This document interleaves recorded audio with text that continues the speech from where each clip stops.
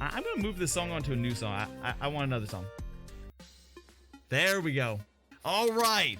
So, would you guys like to hear the story? You know what? I'm just going to tell it. I'm just going to tell the story about. Okay, this story is a story about alcohol boys thing. This is the story about someone like dying at the con, but not actually dying, just like having to go to the hospital at the con, and how I was involved with that.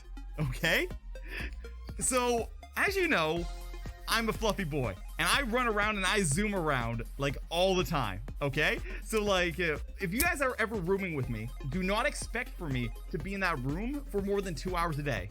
Okay, like do not expect me to be in that room for more than 2 hours a day, because like I zoom from place to place to place to place to place. And anyway, as I'm zooming from place to place, sometimes I get tired and I'm gonna want to like switch out my Under Armour, right? So I took the elevators back up and I went back to my room. This is where the problem started, okay? This is where the problem started. So I get out the elevator, and in Fursuit, you don't have as good of eye vision as what you normally do, right? So I get very used to just knowing where I am and just recognizing things by like shapes and like by my good, natural sense of direction, okay? So I get out of the elevator, I take a left, okay? I walk on down, I take a right, and my room is the third door from that right section, right? So I go down there, and I have the key card in my paw, right? So I could just go like boom on the door, and it will open up, right?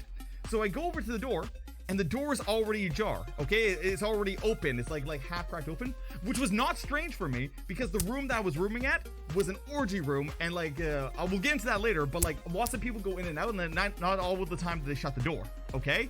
So like so I open up the door, and like yeah, it's just open. So like okay, I'm like cool, this is easy, right? So I open up the door, I look in, and like the first 2 or 3 people that meet me, I don't recognize them whatsoever. And I'm like, okay, well, this isn't a big deal because it's an orgy room, and there's like 45 different people in this room, and most of them I don't know. So like, whatever, if I don't recognize them, whatever, I'm just here to get changed, and then I'm gonna go back out, right? Well, I walk in deeper, and as I'm walking deeper, I start realizing this is not my room. Like, this is not my room at all. I walked into somebody else's room by complete accident, okay? And the reason why I recognized it is there wasn't a sex swing, there wasn't a stripper pole in it, there was nothing in there that recognized my room, and the orientation of the bed and everything was just wrong.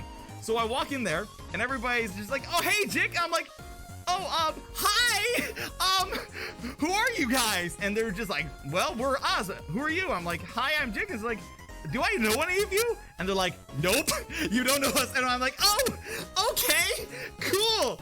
And they're just like, hey, would you like a drink? And I'm like, I already got one.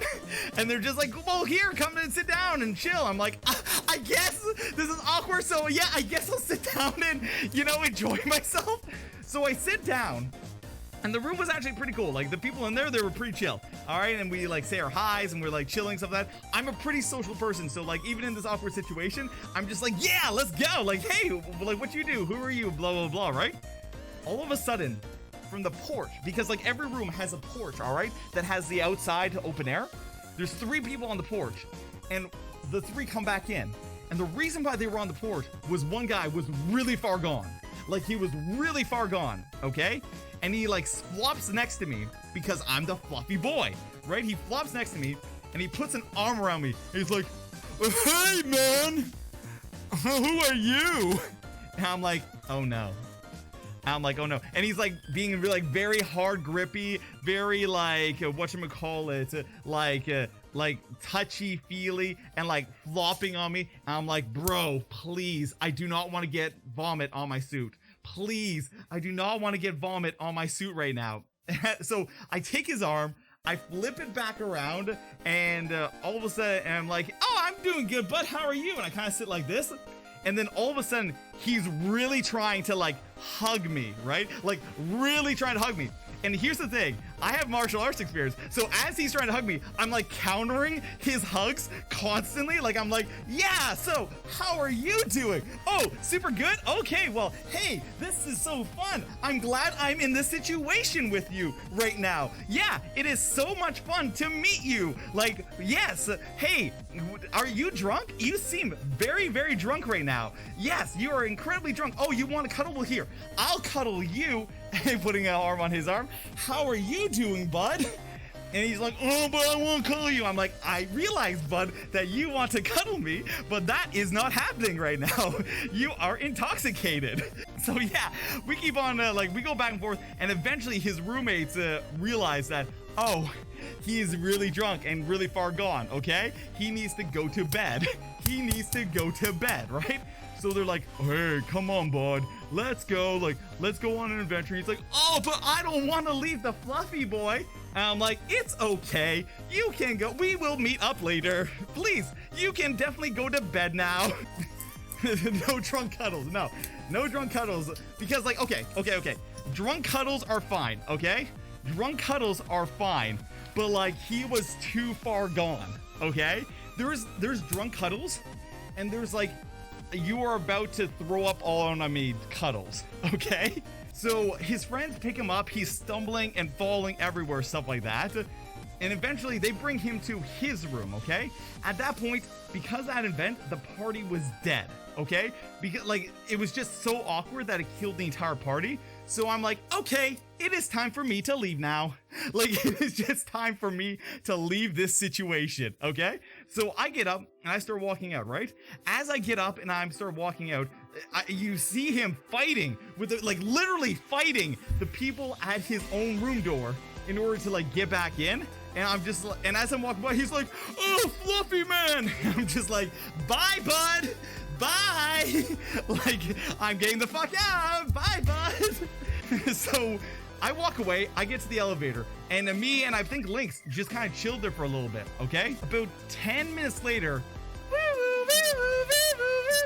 an ambulance team pulls on up, ambulance comes up, goes right to that room.